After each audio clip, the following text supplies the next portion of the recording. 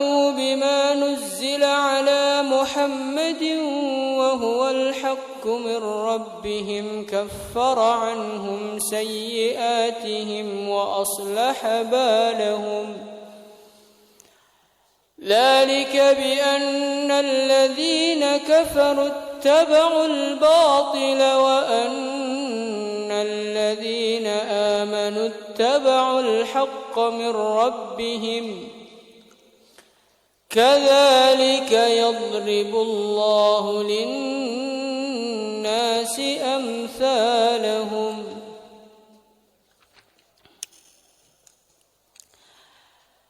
Alladzina orang-orang kafaru yang mereka kufur,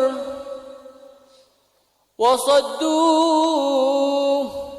dan mereka menghalangi orang lain, an sabilillahi dari jalannya Allah.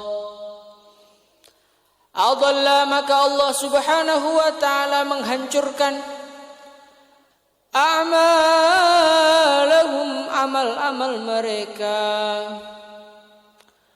Walladzina dan orang-orang amanu yang mereka beriman, wa amilu dan mereka beramal as-salihati amal-amal yang saleh, wa amanu dan mereka beriman bima dengan apa nuzila yang telah diturunkan ala Muhammadin kepada baginda Nabi Muhammad sallallahu alaihi wasallam, maksudnya adalah Al-Quran. Wa huwa dan Al-Quran itu al-haqqu adalah satu kebenaran min rabbihim dari Tuhan mereka. Kaffara maka Allah subhanahu wa ta'ala menghapuskan anhum dari mereka sayyiatihim keburukan-keburukan mereka, wa aslaha dan Allah subhanahu wa ta'ala memperbaiki balahum keadaan mereka.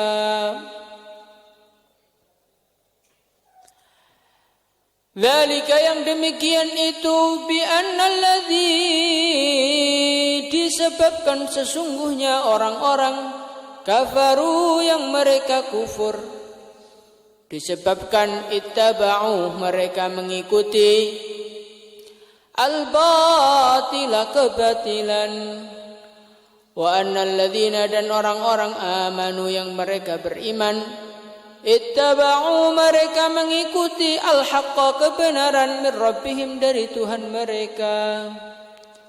Kadzalika yang seperti itulah yadribu Allah menjelaskan, yadribullahu Allah menjelaskan linnasi kepada manusia amsalahum perumpamaan mereka atau keadaan mereka.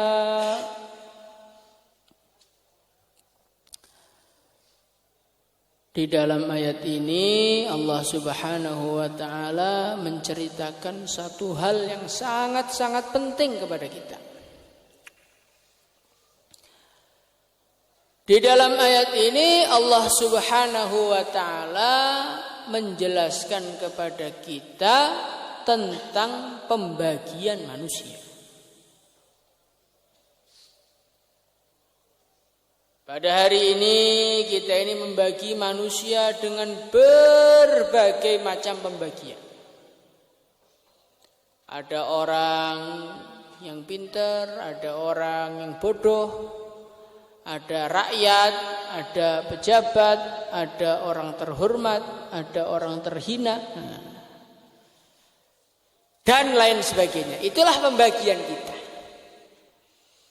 Tetapi pada hakikatnya manusia ini hanya terbagi menjadi dua.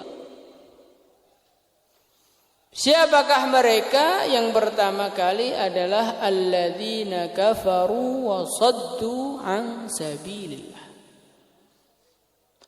Alladzina orang-orang kafaru yang mereka kufur, wa saddu an sabilillah mereka tidak hanya kufur tetapi mereka menghalangi orang-orang untuk beriman kepada Allah. Ini golongan yang pertama. Golongan yang kedua, walladzina amanu wa amilus shalihat, mereka adalah orang-orang yang beriman dan orang-orang yang beramal soleh. Inilah hakikatnya pembagian manusia. Mau manusia itu modelnya kayak apa, pimpinan kayak apa. Kalau enggak iman, ya berarti dia masuk golongan orang-orang kafir. Mau orang itu jeleknya kayak apa, miskinnya kayak apa. Kalau ada iman, ya berarti dia itu masuk golongan orang yang beriman. Kenapa manusia ini hanya terbagi menjadi dua? Karena di akhirat itu tempatnya juga dua. Fariqum fil jannah wa fariqum fis sa'ir. Di dalam ayat ini Allah Subhanahu wa taala membagi manusia ini menjadi dua bagian. Yang satu yaitu orang kafir, yang kedua yaitu orang iman. Di sini ada satu pelajaran ini kan. Maka kita ini bagi manusia ya jadi dua ini aja, nggak usah ditambah-tambahi.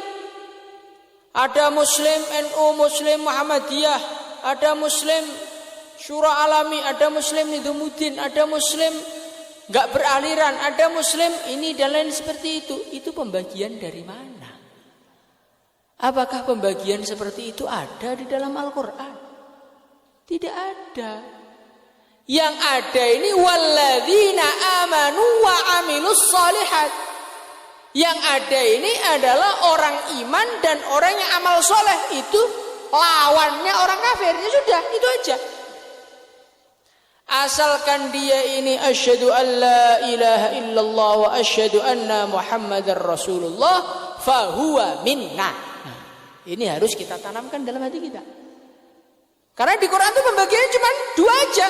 Kalau nggak iman, ya kafir, gitu aja. Maka siapapun yang di dalam hatinya tertulis, tertancap, terukir la ilaha illallah muhammadur rasulullah fahuwa ikhwanuna, maka dia adalah saudara kita. Huwa akhuna, dia adalah saudara kita. Paham kan? Ini penting, ini harus kita tanamkan. Kalau pemahaman seperti ini tidak ada, akhirnya nanti umat itu akan kita pecah belah, akan kita cincang-cincang menjadi bagian-bagian yang tidak jelas. Gak cocok dengan kita, bikinkan golongan sendiri. Gak cocok dengan kita, bikinkan grup sendiri. Akhirnya amanu wa amilus sholihat sudah gak ada. Yang ada adalah nama organisasi dia. Yang ada adalah nama kelompok dia. Nah, ketika orang Islam ini dipencar-pencar seperti ini, fatafshalu wa tadhhaba rihukum. Yang terjadi adalah tercerai-berai dan tidak ada kehebatan dan kekuatannya. Maka kita ini kalau bagi-bagi orang itu ikut Allah Subhanahu wa taala saja, insyaallah ya. Allah bagi manusia itu ada iman, ada kafir, satunya surga, satunya neraka, ya sudah ini aja.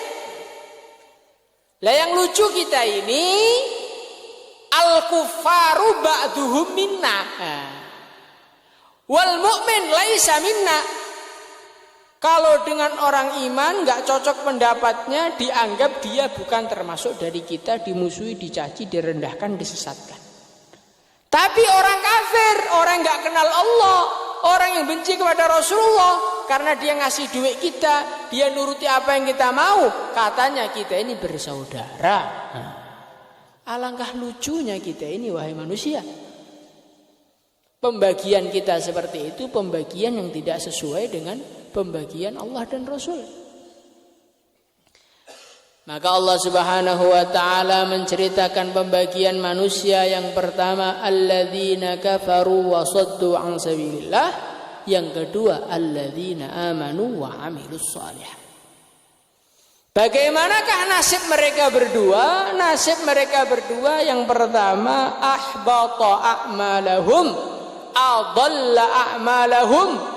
Allah akan menghilangkan, menghancurkan amal-amal mereka.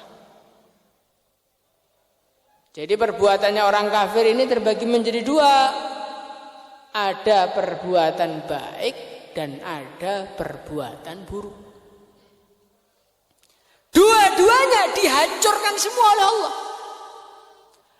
Perbuatan-perbuatan baik mereka karena tidak disertai dengan iman, karena tidak disertai dengan ikhlas, karena tidak disertai dengan taqarrub ilallah subhanahu wa ta'ala, fa'amaluhum katturab, maka amal mereka seperti debu yang ketika datang hujan hilang semua tanpa tersisa. Sebagaimana yang diceritakan dalam Al-Quran, fatarakahu salda, mereka itu amal mereka seperti debu yang diletakkan di atas batu, hujan datang, hus, hilang, gak ada nilainya sama sekali. Jadi orang kafir itu sebaik apapun mereka, infak ratusan miliar, kalau perlu ratusan triliun pun tidak ada pahalanya di sisi Allah. Karena apa? Karena mereka ini tidak beriman kepada Allah. Mbak, itu saya lihat orang kafir itu lebih baik daripada orang beriman. Iya. Walaupun dia infaknya lebih baik, lebih ini, nggak ada iman, ya nggak ada nilainya. Contohnya, gampangan saja, kita ini masuk di perpustakaan sebuah sekolahan. Maka semua buku yang di situ kita baca. Semua soal-soal imtihan yang di situ kita kerjakan dan benar semua. Apakah kita akan mendapatkan ijazah? Dapat apa enggak? Enggak akan dapat. Loh, saya ini sudah ngerjakan semua loh. Saya ini sudah membaca semua buku yang di sini, lebih pintar daripada orang paling pintar di sini. Iya Tuhan. Tetapi salahnya Tuhan itu satu. Apa? Enggak daftar. Karena Anda tidak daftar sebagai siswa di madrasah ini, maka apapun jerih payah Anda tidak menjadikan Anda dicatat sebagai lulusan madrasah ini. Ya apa enggak? Lah begitu juga orang kafir itu tidak mencatatkan namanya dalam golongan-golongan orang iman. Maka walaupun menginfakkan seluruh hartanya, ya tidak ada nilainya di sisi Allah. Nah di situ. Jadi amalan-amalan orang kafir itu kebaikannya nggak ada nilainya. Keburukan-keburukan yang mereka rencanakan pun semuanya akhirnya gagal. Orang-orang kafir mereka membuat tipu daya untuk menghancurkan orang iman. Mereka membuat tipu daya untuk melemahkan orang beriman. Apa yang terjadi? Yang terjadi usaha mereka sia-sia. Mereka membunuh orang iman, mereka menindas orang iman, biar orang iman itu kesakitan. Tidak. Orang iman itu semakin ditindas, pahala sabarnya semakin besar di sisi Allah. Jadi perbuatan mereka untuk menghancurkan orang iman malah menambahi pahala orang iman. Akhirnya apa yang terjadi? Yang terjadi adalah angan-angan mereka, cita-cita mereka nggak kesampaian. Adalla a'malahum. Jadi baiknya rugi, buruknya juga nggak terwujud. Itulah orang kafir betul-betul melas hidupnya. Kemudian orang yang kedua, walladzina amanu wa 'amilus shalihat wa amanu bima nuzzila 'ala Muhammadin wa huwal haqqu min rabbihim kaffara 'anhum sayyi'atihim. Sebaliknya, orang yang beriman kepada Allah, orang yang amal soleh. Hasilnya apa? Hasilnya yang pertama, kaffara anhum sayyi'atihim. Allah akan mengampuni salah-salah mereka. Kesalahan-kesalahannya orang iman diampuni oleh Allah. Jadi orang itu kalau sudah beriman, salahnya itu diampuni. Enak jadi orang iman. Ini menunjukkan apa? Menunjukkan orang iman itu rata-rata punya salah juga. Orang iman itu punya salah juga. Tetapi kesalahannya diampuni. Orang yang gak punya salah, pasti gak punya salah itu adalah para nabi dan para rasul saja. Selain para nabi, para rasul itu mungkin berbuat salah. Maka di dalam Al-Quran Allah Subhanahu wa ta'ala bercerita mengenai ciri khasnya atau kriteria orang-orang yang takwa. Wasari'u ila maghfiratin min rabbikum wa jannatin 'arduha as-samawati wal ardu u'iddat lil muttaqin. الذين ينفقون في السراء والضراء والكاظمين الغيظ والعافين عن الناس والله يحب المحسنين. Allah bercerita mengenai orang takwa. Orang takwa itu siapa tuh? Alladzina yunfiquna fis sarra wad dharra. Ciri khasnya yang pertama, mereka ini senang sedekah. Punya duit, nggak punya duit, lagi melarat, lagi kaya, sedekah terus. Wal kadhiminal ghaidha, mereka ini adalah orang yang menahan amarahnya. Wal afina 'anil nas, memaafkan manusia. Wallahu yuhibbul muhsinin. Walladzina idza fa'alu fahisyah, kemudian tanda yang selanjutnya, ciri khas orang takwa, idza fa'alu fahisyah, ketika mereka berbuat keburukan, mereka istighfar kepada Allah. Dzakarullah fastaghfaru lidzunubi. Mereka ingat kepada Allah dan mereka minta ampun kepada Allah. Jadi orang berbuat buruk itu asalkan cepat tobat, tidak mengeluarkan dia dari derajat muttaqin. Itulah keuntungannya orang beriman. Kaffara anhum sayyi'atihim, orang-orang yang beriman dan orang-orang yang beramal soleh, hasilnya apa? Hasilnya diampuni dosa-dosanya. Berarti kita ini punya dosa, tapi diampuni oleh Allah insyaallah. Syaratnya apa? Imannya benar, amalnya benar. Allah tidak mengatakan walladzina amanu saja, tapi alladzina amanu wa amilus sholihat. Amilu, mereka beramal, as-sholihat kalau menurut kiai dulu artinya sholihat itu adalah amal-amal yang sesuai dengan keimanan dia. Selagi amalmu itu belum sesuai dengan iman, berarti belum soleh. Solihun kan pantas pas ini, pantas sesuai soleh. Hada solihun lak, hada thawb solihun lak. Ini baju ini pantas kamu pakai, cocok untuk kamu. Nah, kita ini amal soleh itu maksudnya amal kita ini cocok sesuai dengan status kita sebagai orang iman. Orang iman, sholat, ini namanya amal soleh. Karena sholat itu sesuai dengan iman. Kalau orang iman ngerokok gitu gimana?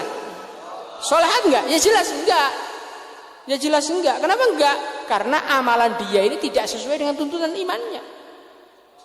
Orang tuh kalau merasa dilihat oleh Allah, orang tuh merasa diawasi oleh Allah, diberi rezeki oleh Allah, enggak bakal dia ini berani merusakkan titipan dari Allah, tuh enggak bakal. Paru-paru badan kita itu titipan semua. Sama Allah suruh gunakan untuk ibadah. At-tanafus biduni ghaflah, biar kita ini napas tanpa lalai kepada Allah, ingat terus kepada Allah. Lah kok malah paru-paru yang bersih di fogging, dimasuki asap. Bagaimana itu? Soleh enggak? Tidak. Maka yang dijanjikan oleh Allah kafara anhum sayyi'atihim, orang-orang yang iman dan amal soleh. Maka kita ini usaha bagaimana menyesuaikan amal kita dengan iman kita. Insyaallah ya. Wa aslaha balahum, dan Allah Subhanahu wa taala memperbaiki keadaan mereka. Jadi orang itu kalau iman kepada Allah itu tambah hari keadaannya semakin baik, semakin baik, semakin baik. Hatinya semakin baik, keluarganya semakin baik, teman-temannya semakin baik, keadaannya semakin baik. Itulah kalau iman itu betul-betul wujud dalam kehidupan kita. Contohnya kita lihat keadaannya baginda Nabi. Di kota Mekah diusir, dimarahi. Tapi taskilan tambah terus kan? Tambah. Kemudian pindah ke Madinah, tambah baik. Puncaknya 124.000 menjadi taskilan baginda Nabi. Coba dakwah 23 tahun taskilanya 124.000. Coba kita pikir. Itu yang hadir di Haji Wada saja. Itu yang hadir di Haji Wada. Lah yang nggak datang karena uzur lebih banyak lagi. Kalau ceritanya Pak B dalam bayan itu awal-awalnya orang-orang di Madinah itu adalah 1.500. Kerja 10 tahun jadi 124.000 orang. Atau 100.000 orang menurut Imam Syafi'i. Jadi keadaan orang iman itu semakin hari semakin baik. Kok kita ini semakin hari semakin buruk? Berarti imannya nggak benar. Kita mondok kelas 1 soft awal, kelas 2 soft 2, kelas 3 soft 3, kelas 4 soft 4, kelas 5 soft 5, kelas daurah soft paling belakang, kelas tahsus softnya nggak ada. Nah ini berarti tidak sesuai ini. Allah sudah menjanjikan kok. Orang yang beriman itu keadaannya akan diperbaiki oleh Allah kok. Keadaan kita ini memburuk, berarti iman kita ini memburuk. Begitu. Itu kaidahnya seperti itu. Bagaimana coba kita renungi. Kemudian Allah berfirman, "Dzalika bi annal ladzina kafaru taba'ul batil wa annal ladzina taba'ul haqqo min rabbihim." Kenapa ini semua terjadi? Karena orang kafir taat sama syaitan, orang beriman taat kepada Al-Quran. Jadi hidupnya orang itu tergantung siapa yang diikuti. Orang kafir ini nggak karu-karuan hidupnya, ya karena gurunya itu syaitan. Lah syaitan itu punya murid, nah, muridnya orang kafir punya murid, muridnya namanya internet dan HP. Maka orang-orang yang menggunakan itu sebetulnya min talamidis syayatin, termasuk murid-murid yang sudah berbaiat kepada syaitan. Iya kan, kita renungi. Kerusakan-kerusakan itu gara-gara ikut setan. Lah setan itu punya teman namanya orang kafir. Maka segala sesuatu yang dibuat oleh orang kafir itu sebetulnya hasil musyawarah mereka dengan syaitan. Wa kadzalika ja'alna likulli nabiyyin 'aduwwan syayatinal insi wal jin yuhi ba'duhum ila ba'd. Setan itu ada dua, ada setan jin, ada setan manusia. Yuhi ba'duhum, mereka itu saling sharing informasi, saling bagi-membagi data antar mereka. Yuhi ba'duhum ila ba'din zuhrufal qawli ghurura. Maka kita ini hidup ini kita lihat. Tidak cukup kita ini ngaku iman tok. Guru kita itu siapa? Panutan kita itu siapa? Yang kita jadikan pedoman dalam hidup itu siapa? Tanyakan kepada diri kita. Kadang-kadang kita ini beriman tapi kiblatnya ke Amerika. Kiblatnya ke Eropa. Enggak, Pak, saya itu kiblatnya ke Ka'bah, iya. Tetapi kalau seleranya masih sama dengan orang kafir. Orang kafir hobi bola, kita ikut hobi bola. Orang kafir suka keliling-keliling dunia, enggak jelas wisata, kita juga ikut-ikutan. Berarti hati kita ini ittaba'us syayatin wala yattabi'ul haq. Tidak ikut kebenaran. Apakah Allah Subhanahu wa taala dan Rasulnya mengajarkan kita untuk senang sepak bola dan senang orang kafir? Coba datangkan hadisnya. Kalau ketemu saya bayar 1 miliar. Kalau uangnya nggak ada ya nanti saya utang-utangkan. Dan itu nggak akan ada, maka saya berani. Jadi nggak ada. Kita ini panutannya itu siapa itu harus jelas. Maka para sahabat itu adalah orang yang mulai ujung rambutnya sampai ujung kukunya usaha ikut Nabi, sahabat seperti itu. Sampai suatu ketika ada seorang sahabat, dia ini diundang ke tempat makannya seorang pejabat begitu. Lah di pejabat itu makannya itu nggak pakai tangan, langsung pakai sendok. Maka sahabat itu ngambil langsung pakai tangan gitu aja. Dimarahi sama temennya, ya jaga tata krama dikit gitu loh, masa di tempatnya pejabat makan pakai tangan malu-maluin saja. Maka sahabat tadi mengatakan, a'atruku sunnata habibi liha ula'il hamqa. apakah aku kamu suruh untuk meninggalkan sunnahnya kekasihku Rasulullah sallallahu alaihi wasallam hanya gara-gara ikram, menjaga perasaannya orang-orang bodoh itu? Coba kita lihat sahabat itu urusan makan pakai sendok saja nggak mau. Kenapa? Nggak mau ninggalkan sunnah Nabi.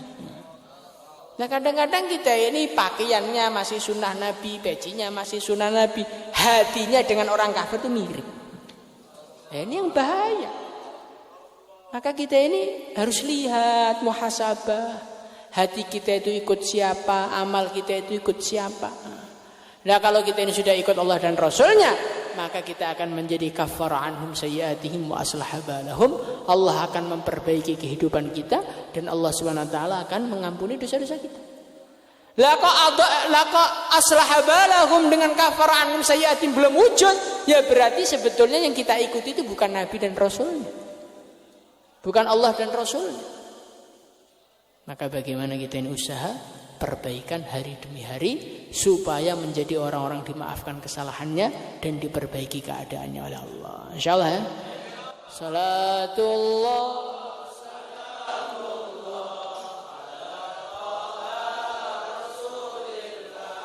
Salatullah salamullah ala yasin habibillah. Falamma تعلقت إرادة الله في العلم القديم بظهور أسرار التخصيص للبشر الكريم بتقديم وتكريم نفذت القدرة الباهرة بالنعمة الواسعة والمنة الغامرة فانفلقت بيتة التصوير في العالم المطلق